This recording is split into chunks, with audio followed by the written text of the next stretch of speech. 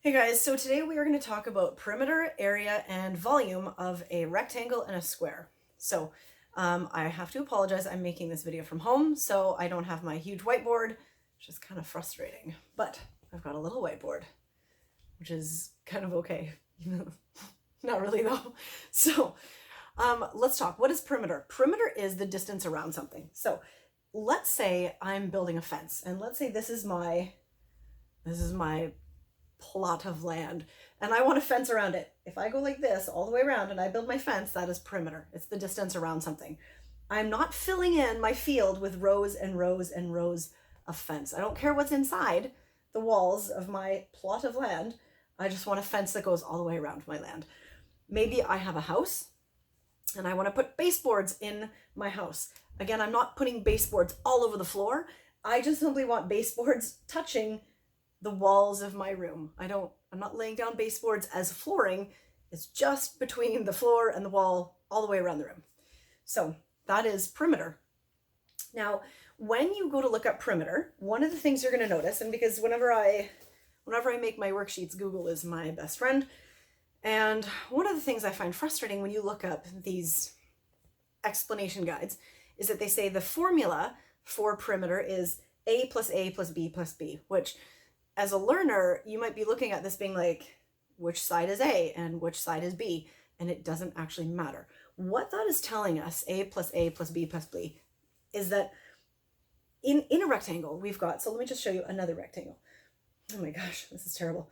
So two of the sides are going to be the same. The other two sides are the same.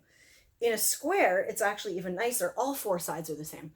So when they say A plus B plus B, this could be side A, this could be A, and this could be B, and this could be B.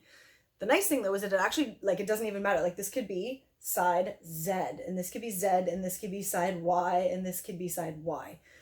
It looks like an X, but a Y.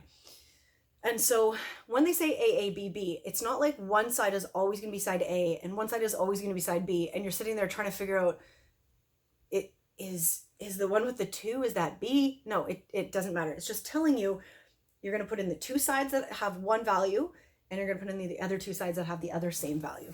So in our example, to figure out perimeter, we simply add the different sides together. So it's A plus B plus B. Then in this case, I'm going to say that A is 3. Just randomly, haphazardly, I'm saying 3. So I'm going to go 3 plus 3. And if it's B plus B, I'm going to pick the other two numbers. So I'm going to say plus 2 equals. So sometimes when you see these equations, these formulas, you might think, how do I add left to right, up to down? It actually, in this case, doesn't really matter what you add first. So watch this. Let's say I said 3 plus 3, and then I'm going to go 2 plus 2. So 3 plus 3 is 6. 2 plus 2 is 4. 6 plus 4, so it's 10. Okay, 6 plus 4 is 10. But let me show you, what if I did my numbers differently? What if I had, so for example, 3 plus 2 plus 2?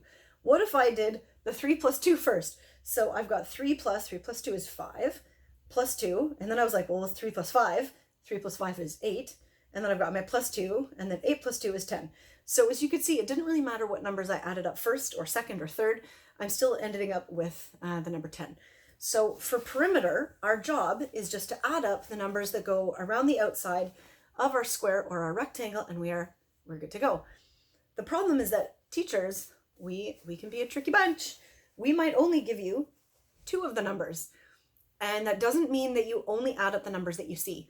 Because if let's say you said to me, I'm gonna buy some fence. You're like, I've got this big plot of land and I've got sheep all over it, and there's hungry wolves outside the field, and I've got to put up a safety fence, and I'm like, yeah, good idea, let's do this. I was like, what's the perimeter of this fence? If you're like, it's 3 plus 2, so you're like A plus B, so it's 3 plus 2, and you're like, that's 5. Your sheep are not going to make it through the night because you're only adding up this much, which is not a fenced yard, right? So here's where we kind of have to use a little bit of logic here. If you're only given 2 numbers, that's because your teacher or whoever it is that's giving you this math question wants you to remember that whatever this side is, whatever the value is of this side, it's going to be the same value as this over here. So this is also a 2. And whatever the value is up here is actually the same as this because it's the same sides. That's how a rectangle works. So when you see a math question with only 2 numbers like this, it's not like the formula changes. You're not like, oh, I'm going to add A and a B and nothing because I see nothing. That's not, no. Very bad. You still have to add all four sides to get your perimeter. So even in this case, where I only see the 3 and the 2, it's still A plus B plus B, which is basically 3 plus 3 plus 2 plus 2. So that is perimeter. Area is a little, maybe it's not harder, I don't know. Who even knows? Let's pretend I am redoing my closet. Okay, I want to have a really nice show-stopping closet. And it's 2 feet by 3 feet. I've got a teeny tiny little room I'm working with. And I want baseboards all around my room, so that's my perimeter, right? My baseboards go over here. But at some point, I need to put in new flooring because maybe it's carpet and I want tile. Who knows? Area is the whole floor space. That is where I'm ripping up the stuff that's on the ground and I'm putting in something else that's going to go on the ground. That is area. And our formula for that is A times B. So A times B equals, and again, you're not sitting there trying to be like, which one's B? Which one's A? Doesn't matter. Just pick one side, multiply it by the other side. So in this case, I mean, even if I had my 2 and my 3 here, you might be like, oh, do I then have to go this times this times this times this? No. You don't do that. You just have one length. I shouldn't even say length. One side times one side. Doesn't matter if you call it length, width, doesn't matter. Just one side times the other side. So if it says A times B, watch this. I can either go 3 times 2, okay, or I can go 2 times 3. So if it's 3 times 2, it's 6. If it's 2 times 3, it's still 6. One of the things that your teacher might be kind of, not finicky, because that makes it sound like maybe they're asking too much of you, but that they might really like you to do, is include the squared symbol. So let's say I'm measuring these in feet, right? Or meters, it doesn't matter. Miles, that would be an awesome closet to have such a huge closet in miles. But let's say it's just feet, okay? So I would have 6 feet squared. That's what it looks like a Z, sorry, but that's a 2. That's what the little 2 means, is that it's like, it's covering, it's not just in a line, it's an area, okay?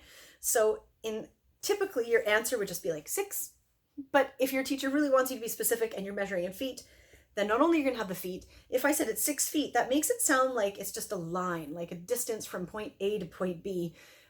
The squared implies the greater coverage area. Okay? So this is area. Let me show you volume.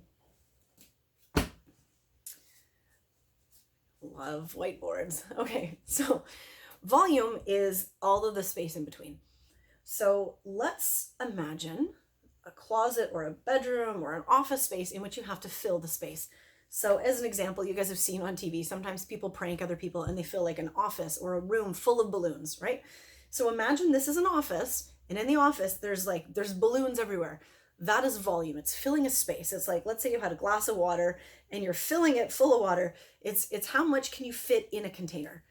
So for some reason, I think it's easier for us to imagine volume with water. But when you think of space, I don't know, maybe it's a little bit harder to imagine. So let's pretend in this example that my box is still, I've got my 3, I've got my 2, but now I have the added element of depth in my box. And let's say it's, let's say I've got, what is this? Actually, let's make it height. That's 2 and 3, because we had, what was my example here? So the example in this one, this is my floor, 3 and 2. So let's actually keep this the same. Let's say my floor is 3 and 2. Let's make the height 4. So what this is saying is that my office, the floor space is still this here.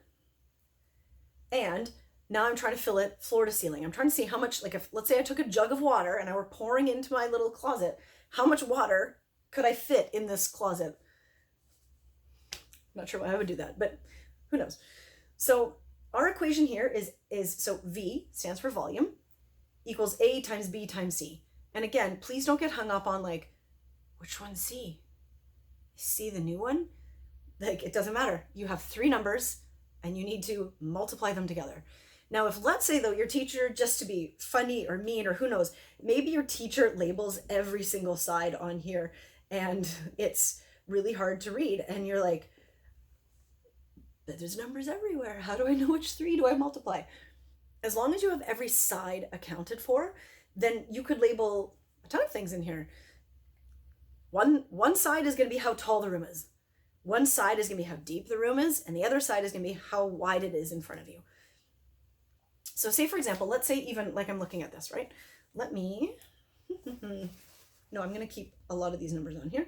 I'm just going to erase the numbers I don't need. So 4, 3, 2, let's get rid of this guy. Let's say, for example, I'm looking actually at the whole whiteboard, right? You might be saying, okay, well, the height is this, right? And maybe the width is this. But if I go like this, well, now all of a sudden, this is the height and this is the width.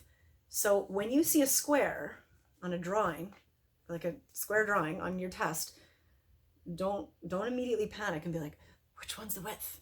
Which one's the height? It really, for the math, to find the volume, it actually doesn't matter. If I go 4 times 3 times 2, so let me just show you. 4 times 3 times 2. It shouldn't matter if I go 2 times 4 times 3. Let's actually, you know what, just for the sake of argument, let's do this, okay? So, because I love what if scenarios, because they, you know, otherwise we panic. You're like, but what if this? And so anyways, okay. So let's say I took 4 times 3 times 2. Well, let's just do this one chunk at a time. 4 times 3 is 12. Okay, and then I've got my times 2 left over, so 12 times 2 is 24. So this is the room space if I went 4 times 3 times 2. Let's go 2 times 3 times 4.